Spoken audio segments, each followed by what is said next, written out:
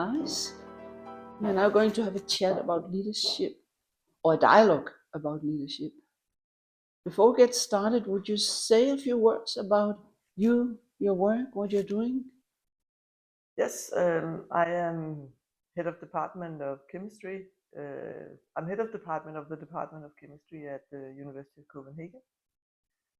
I have a PhD in physics, a minor in chemistry, and then after 25 years working, I also took an MBA.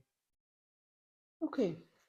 So when you think about leadership, doing leadership, what is the most intriguing part in that area, being a leader? That's the people. I think it's managing all these different kinds of people that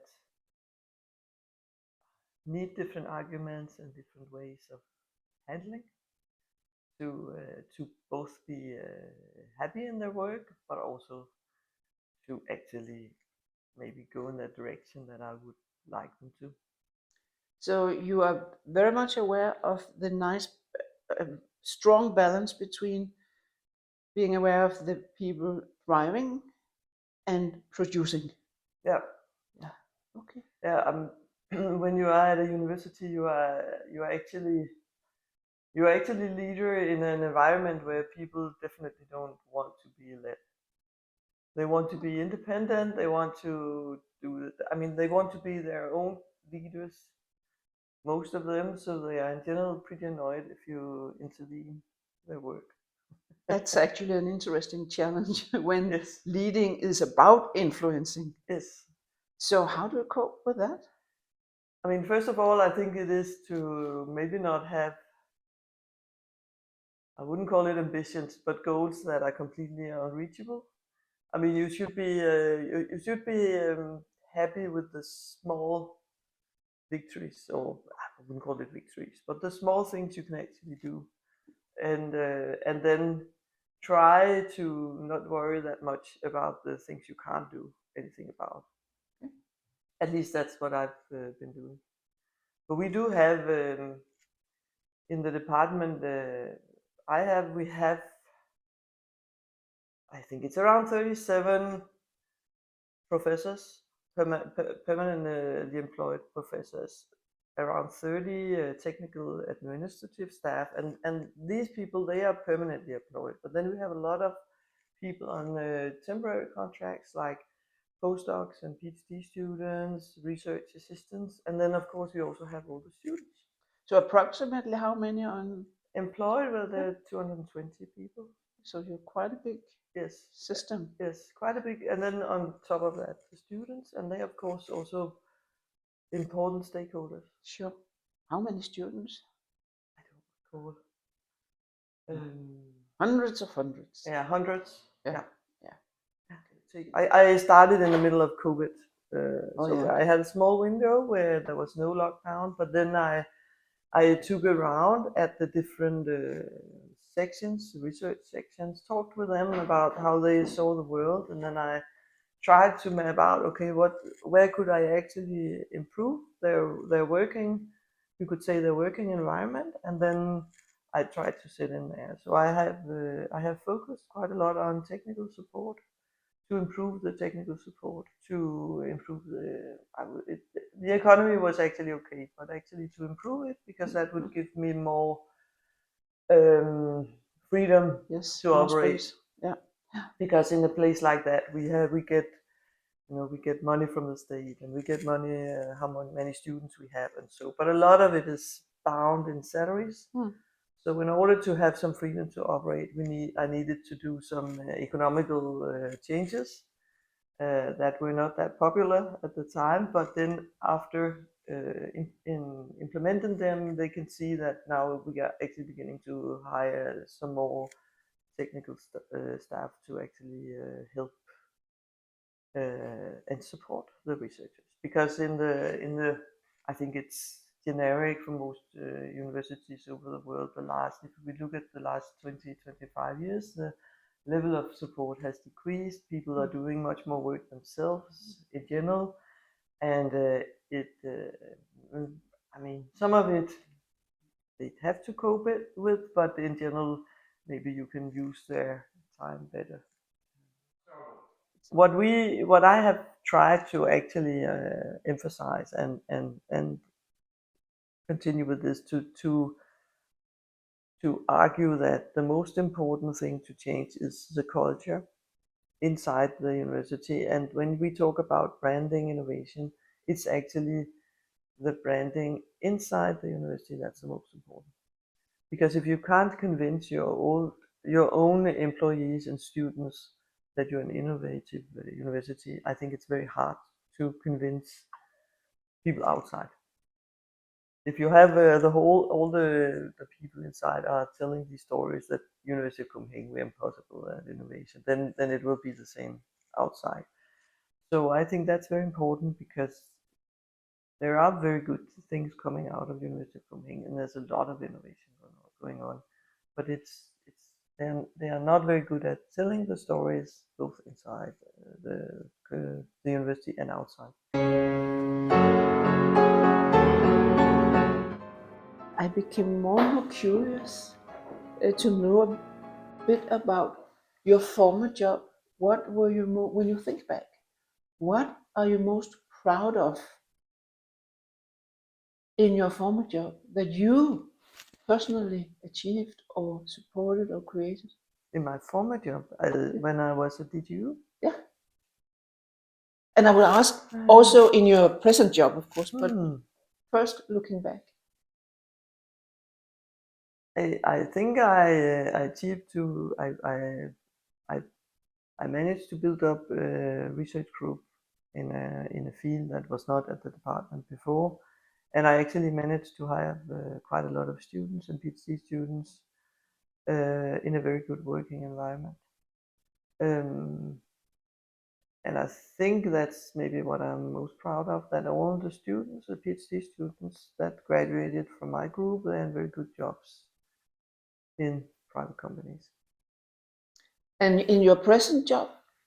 I know it's only 2.5 years, but yeah, in my present job, what I'm most proud of, apart from the Nobel Prize, but that's of course not really my achievement. But you are part of it. I'm part of it, and I'm very proud. But for what I think actually that I have managed to change the economy of the department so that I have more freedom to operate.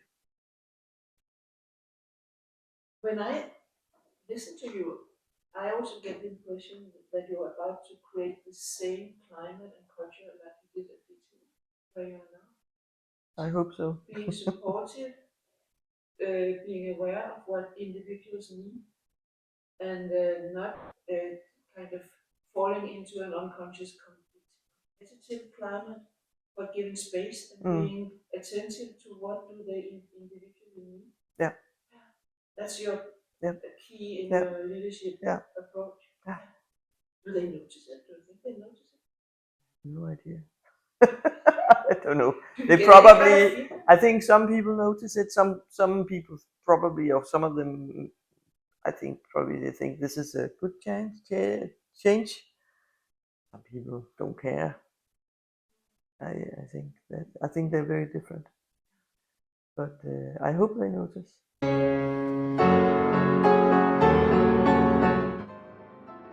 What the key elements is.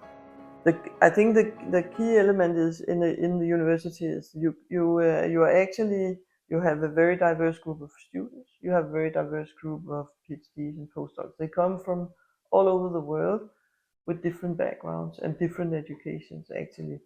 So if you want to get I think the key element is that you would always like the individual to perform in the best possible way, because they would always have their individual projects. So you wouldn't like them to go from here to here. I mean, but then at the same time, and I think that's very often a challenge, to reduce the competition between them, to have a group of researchers realize it's a bit like a soccer team, right? They have to work together, even though they have individual projects. they will be maybe competing of the same jobs when they are done. They still need to work together to go to the highest level they can get, and I think that's a challenge because it's not built in the university DNA. It is a very competitive environment, and I think you have to learn that.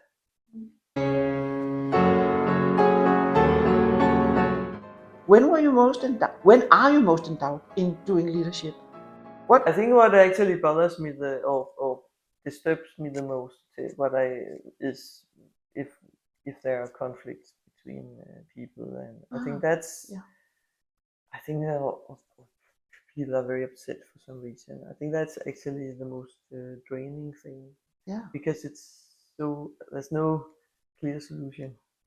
With other things, you can think your way out and make a solution. Like it's like maybe not like physics or mathematics, but a little bit like that. But that's a good point. With people, it's when they start to have conflicts that seen from the outside might be completely. It's not logic, and it's why, and if you don't understand the why, and I don't typically don't understand the why, it's really hard to help. Yeah. So the way your brain is functioning, very analytical, very research oriented, then you meet the human dynamics. Yes, and I think that's hard. I think it's hard. I think it's really, really hard to find the right way to cope with these things. What do you do? I would usually try to talk to them, and you can also see from this side and this side. And so you open up for a dialogue? Yeah.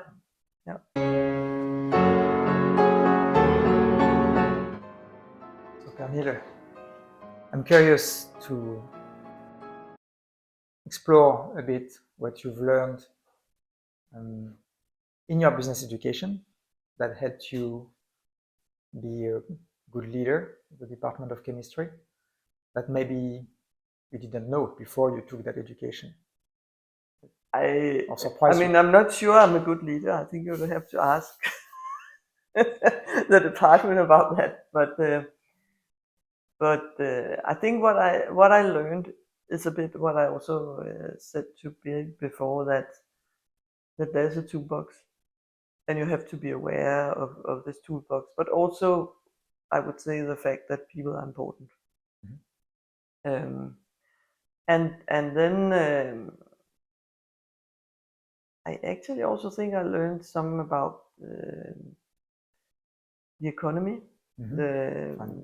doing the finances at even though a university spreadsheet is completely different from a business. So our purpose is to publish, to educate. So we have some completely different KPIs, you could say, than from. But just the awareness of how you actually do, and how you can move the finances and how you can use it. I think that's been very useful for me because even though I have an education in physics, which includes a lot of numbers and mathematics, then spreadsheets and accounting always been completely a black box for me. What was going on, and I think that was actually very important to realize that it's not that hard. And then the strategy was also very important. This thing of trying to make a strategy to this logic way. How can you? What's actually the things you want to achieve, and how can you achieve them? This whole way of lining things up. It's also something that I never learned. And then, of course, there's the whole the strategy around the research strategy, where one of the things we have done is that to increase the support, because now it gets very technical. But typically, if you are doing research in chemistry, you will have quite large instrumentation, and it needs to be maintained. Typically, if what's normally happening is that you have this instrument, you can hire a postdoc or PhD, which is temporary staff. They get very good at it and they can help you. They might not be, I mean, they might help other groups as well, but it's when they're gone, they're gone. You have to start all over, and it's actually not very efficient. So what I've done is that I have asked for when they apply for funding for larger instruments, that we put in money for technical support for some years, and then we will hire these people permanently, and the department will take over. And in this way, we can hopefully have a system that we will have very good equipment, we will have support. You can have researchers from other groups coming as well. You can have researchers from outside coming as well, and then we'll also get support, because that's often the bottleneck, or the if you I mean, you can come, you can come and use our instrument, but you wouldn't know how to. It's like, I mean, it's worse than just getting a new cooker or a new dishwasher, because it's very complicated, and you can also ruin things if you don't use it properly. So that's one of the things you could say I strategically on purpose implemented, and it's also based on my own experience. Yeah, I'm building towards continuity in the support, and then the researchers can, instead of focusing on instruments that doesn't work or something, they can actually focus on the research.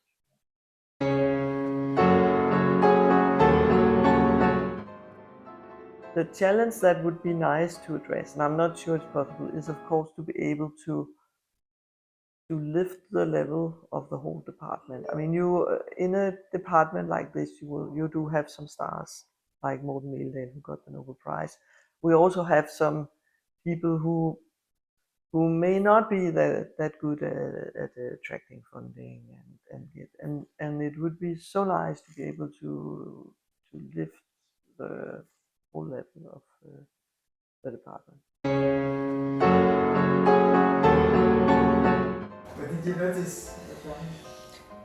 I did notice some very interesting aspects when I spoke with Pernille. The combination of her being very much aware of the individual and at the same time having the bigger and the future picture. I think that's a very clever prioritization. She can have both aspects in her mind at the same time. I also noticed that she's good at being calm and at the same time ambitious. She doesn't come across as pushy because she's calm, but you don't doubt at all that she wants to achieve. So that's also something that comes across and seems inspiring. So she's present in a calm way, and she has human and strategic perspective at the same time. She's also aware of what individuals need.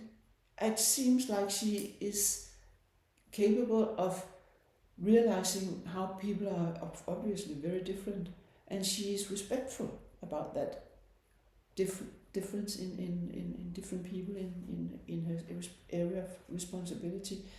And I guess it probably calls for some energy to be aware of. She is leading quite a lot of individuals, and having that awareness, what does one person need and what does another person not need or need. But when she talks about it, it sounds like obviously she's aware of that.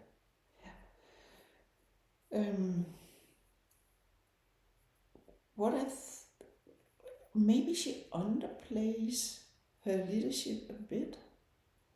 Maybe she has a bigger chance of influencing than she expresses.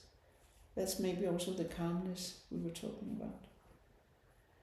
And if Stefan are going to ask me about a development area, she is honest about that it is a challenge dealing with relational conflict when two people are in conflict. And I totally get the point why it is a challenge for her. She has a very analytical brain, and if there is something missing in conflict. It is things being analytical. It's a total miss.